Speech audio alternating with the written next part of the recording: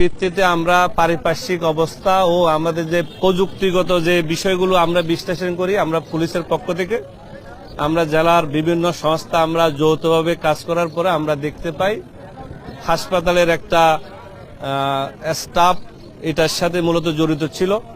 আমরা সন্দেহভাজন আমরা কয়েকজনকে আমাদের হেফাজতে নিয়ে দীর্ঘ রাত তাদেরকে আমরা জিজ্ঞাসাবাদ শেষে ভোর রাতে অলমোস্ট ভোর 4টার দিকে আমরা যে মূল যিনি ক্রিমিনাল তার নাম হচ্ছে আসাদুল মিয়া আসাদ, উনি হচ্ছে বাড়ির দুনটে। সে 2024 সালে বগুড়া থেকে এইচএসসি পাশ করে টিএমএসএস মেডিকেল কলেজে ল্যাব রেজিস্ট্রার হিসেবে কর্মরত আছে। সে আসাদ গত 3 বছর ধরে ডাক্তার আমিরুল সাহেবের পিএ হিসেবে এখানে কর্মরত ছিলেন। কর্মরত থাকার সময় হাসপাতালে বিভিন্ন স্টাফ আছে, বিভিন্ন ফিমেল কলিগও থাকে।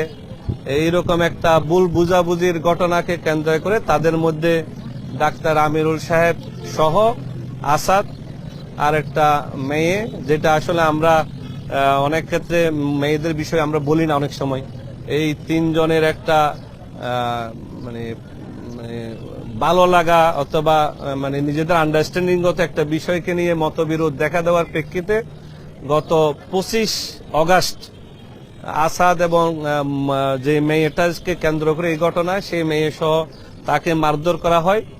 ওখানে একটা চেঞ্জ রুম ছিল, সেখানে মারধরের পরে আসাদকে চাকরি থেকে বের করে দেওয়া হয় হাসপাতাল থেকে। তারপরে সে বগুড়া চলে যায় 25 তারিখেই। বগুড়া যাওয়ার পর তার মধ্যে একটা প্রতিহিংসা কাজ করে, তার মধ্যে একটা ডাক্তার আমিরুল সাহেবের কোনো বিষয় নিয়ে তার মধ্যে একটা ক্ষোভ কাজ করে। সেই ক্ষোভের অংশ হিসেবে সে বগুড়া থেকে একটা বোরকা কিনে 1300 টাকা দিয়ে একটা দোকান থেকে, এবং 2টা ছুরি কিনে।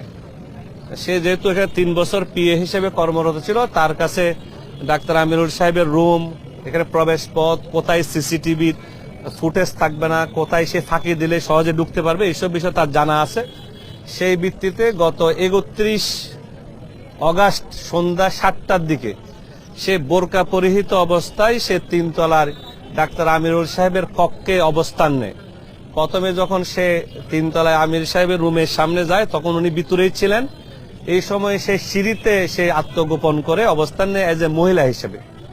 তারপরে যখন ডাক্তার আমির সাহেব যখন এখান থেকে বের হয়ে যান 7:10 দিকে, তখন সে যেহেতু উনি আসা যাওয়ার মধ্যেই থাকেন এবং সে জানতো এখানে সিসিটিভির কাভারেজ নাই এই কোণাটাতে, সে কৌশলে এই রুমের মধ্যে ঢুকে খাটের নিচে সে আশ্রয় নেয়। তার প্রাথমিক জিজ্ঞাসাবাদে আমরা যেটা বুঝি, তার সাথে যেটা আমাদের 10-12 ঘন্টা জিজ্ঞাসাবাদ হয়েছে, তার প্রথমত ইচ্ছা ছিল যে সে তাকে পঙ্গুত্বের কোনো কিছু করবে, কিন্তু সে যেহেতু বেশি রাত্রে, ওদিন ডাক্তার আমিরুল সাহেব রাত 1টা পর্যন্ত সে চেম্বারে বিভিন্ন রুগী দেখছে, বিভিন্ন রুম ভিজিট করে প্রায় 1:15টার দিকে সে রুমে আসছে। উনি আবার নিজে হাইপার টেনশন, ওনার ঘুমের সমস্যা, প্রেশার, এইসব রুগী ছিলেন। উনি ওষুধপত্র, উনি ঘুমের ওষুধও খাইতেন, সেটাও পিএ হিসাবে আগে যে কর্মরত আসাদ জানতো। সেই প্রেক্ষিতে উনি ঘুমের ওষুধ খাইয়ে এরপর উনি কিছু ফাইলপত্র সাইন করছে হাসপাতালের 1টা-1:30টার দিকে। এই পরে রাত 3টা-3:30 পর্যন্ত মানুষজনের আনাগুনা ছিল, আমাদের সিসিটিভি ফুটেজও সেটা দেখা গেছে, ডাক্তাররা রাউন্ডে ছিল। সে যেহেতু এইসব 3 বছর এটার সাথে অভ্যস্ত, সে আনুমানিক 4টা-4:15টার দিকে যখন গভীর ঘুমে সে ডাক্তার আমিরুল সাহেব ছিলেন, তখন সে প্রথমে উঠে এই নৃশংস হত্যাকাণ্ড, যেটা আপনারা বিভিন্নভাবে গতকাল আপনারা দেখছেন, সেই নৃশংস হত্যাকাণ্ড ঘটিয়ে সে জানতো যে ওখানে ভিতরে সিসিটিভির মূল ক্যামেরাগুলো ডাক্তার আমিরুল সাহেবের রুমেই ছিলেন। তো সেই জন্য সে প্রায় ঘন্টাখানেক অপেক্ষা করছে। সে নিজেরে গোছাইয়ে সে আবার 6:15টার দিকে সে বোরকা পরে নিচে নেমে গিয়ে সে চলে যায়। গিয়ে সে আবার বগুড়ার দিকে রওনা হয়। সে বগুড়ার নন্দীগ্রাম এলাকার একটা নির্দিষ্ট এলাকায় সে তার ব্যবহৃত ছুরি 2টা ফেলে, আর বোরকাটা সে এই সিংরাদ্রির পাশে নদী আইসিডি টাওয়ারের সামনে নদীতে ফেলে দেয়।